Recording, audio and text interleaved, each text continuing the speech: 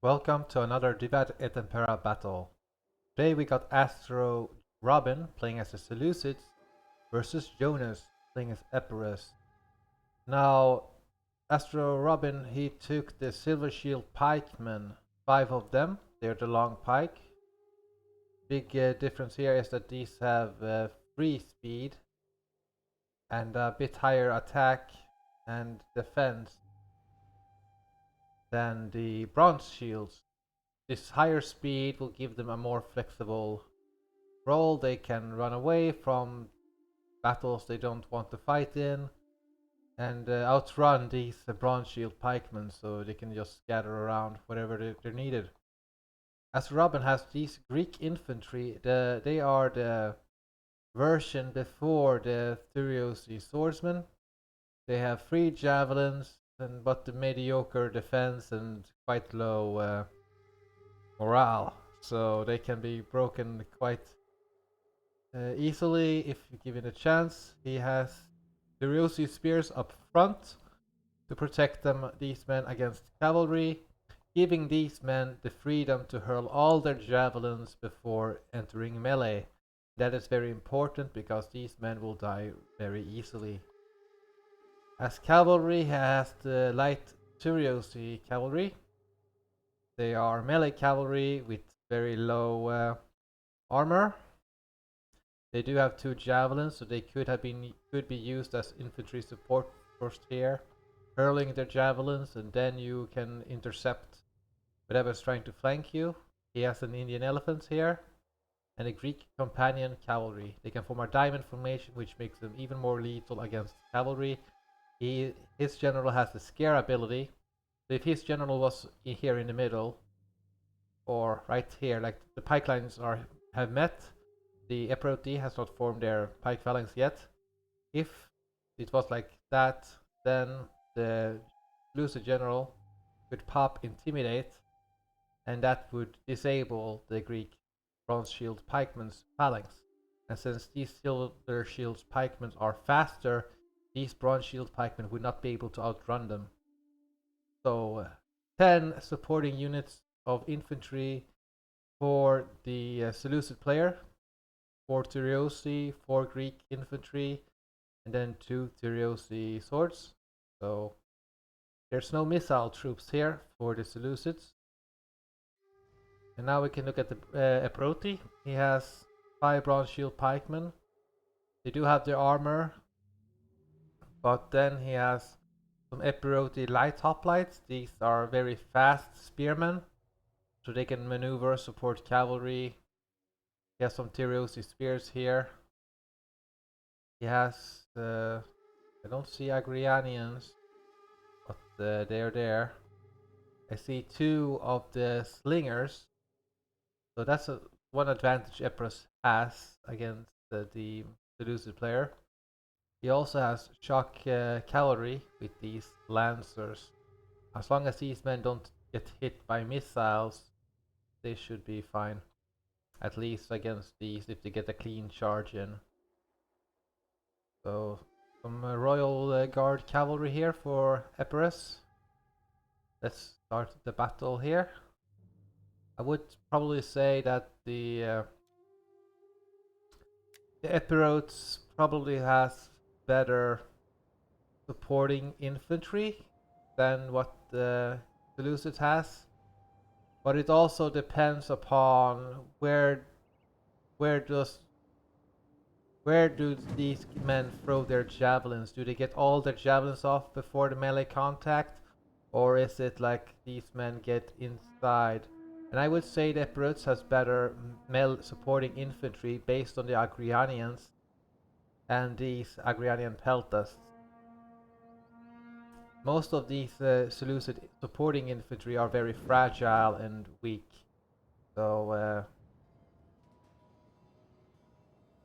so yeah, that's why I'm saying that I like that these slingers of the Epirutes are moving to so they can shoot the unshielded side of the Seleucids.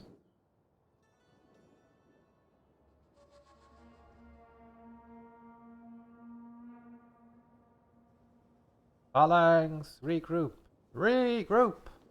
And then I can also see that Epirus, the general, has also scare ability. So if a unit is like shaken or wavering, if a general pops scare there, it can actually rout that unit. So the slingers are moving up here. I wonder what they're gonna try to hit.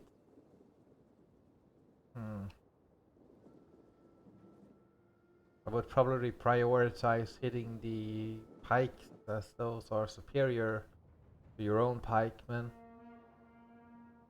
The Epiroti players trying to bait out the Seleucids to a clean cavalry fight. But since the Seleucid general is quite close to his own cavalry, he can form a diamond formation. And it will be 4 cavalry on, and these Indian elephants might get inside, also get in there also. So you got one volley off, but now those slingers are dangerously close to those Furiosi swordsmen. Good that he recognizes this. But Epirus do lack supporting infantry. There's quite a lot of infantry here for the so some light hoplites here and the Agrianians. So this flank seems to be okay. Agrian Peltas moving up front. You don't want these Peltas to take the javelins of all these because they only have 8 armor, and though they are classified as a missile unit, they do have armor piercing or count as axemen after once you get into combat. So yeah, I would rather have the Turiosi take the javelins there. See. Yeah, now it's just a massive, everybody is hurling their javelins. These slingers are shooting at these Turiosi swordsmen.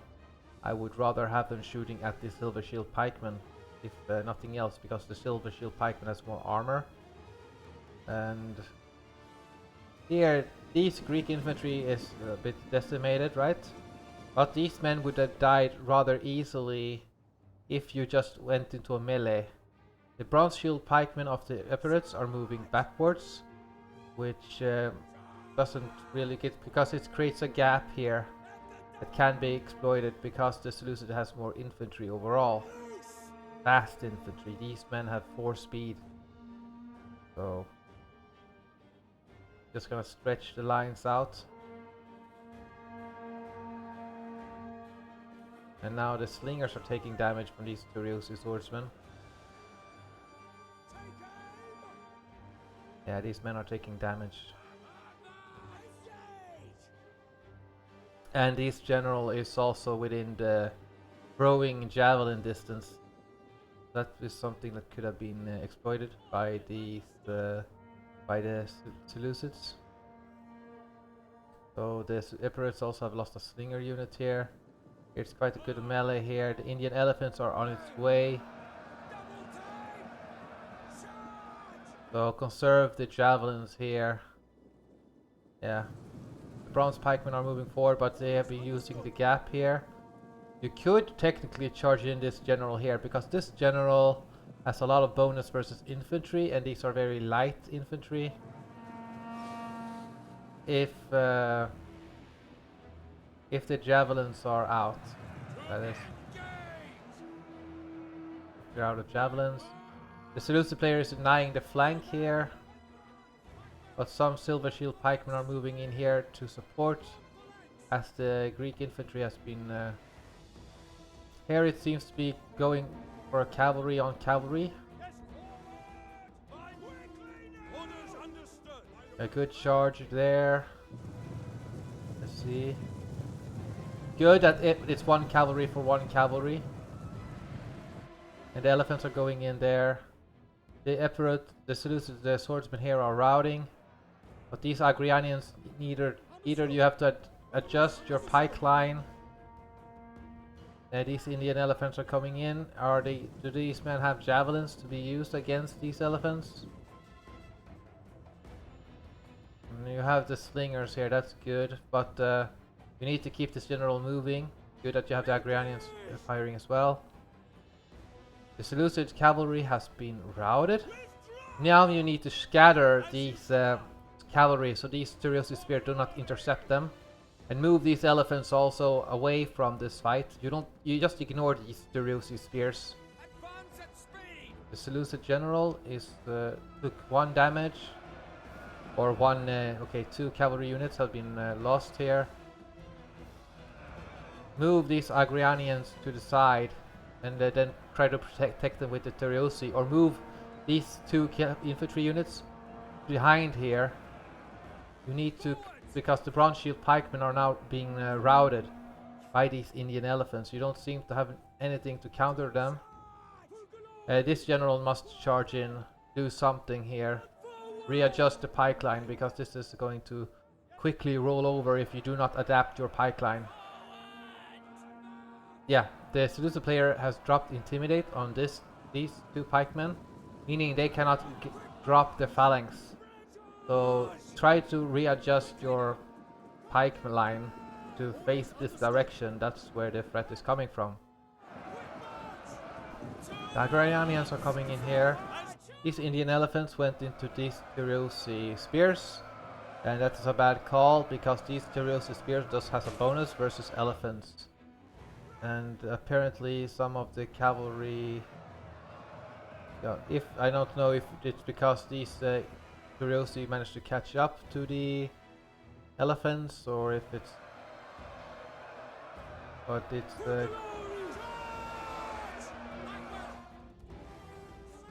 move these infantry, move these pikes. You need to move these pikemen. They're not being useless right there. So these light hoplites are being decimated by these silver shield pikes. Good. Oh, and now it spills over.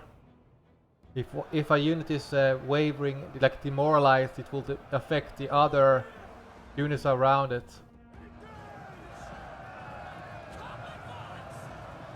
Good charge there by the Lancers, but they need to fall back here.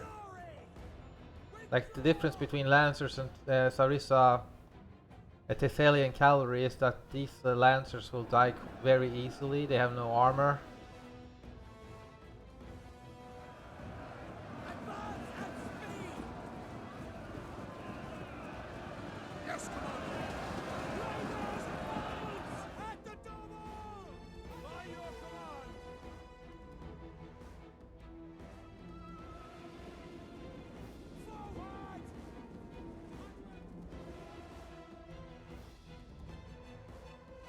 The Epirus have lost their cavalry. These silver shield pikemen are moving forward, and there's just overwhelming numbers now of supporting infantry, and Seleucids also have cavalry on its way back.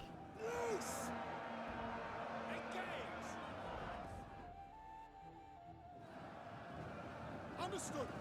Double time. Riders. Understood. Double time. Yes, Commander. At speed.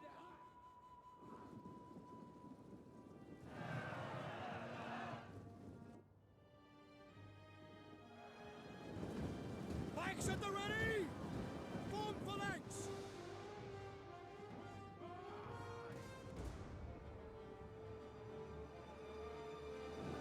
Pikemen, form phalanx. Advance.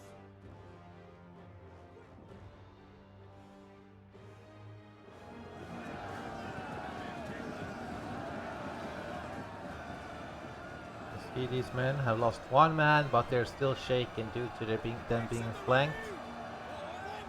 So the quality of supporting infantry doesn't matter as much.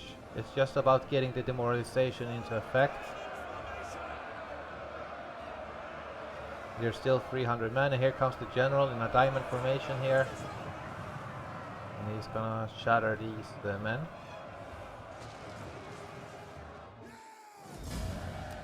A good game to both players here. Main mistake, well, yeah, like don't let the Agrianians take all the missile fire, and let the spearmen take that if you really want. And yeah, these Agrianians should have been firing at these spearmen instead, because I mean these spears, it would help out your cavalry and potentially ward off against protector elephants. But other than that, it was like 10 supporting infantry here compared to 8. You can count these Agorianians as supporting, like they can fight in a melee also decently, have armor-piercing weapons.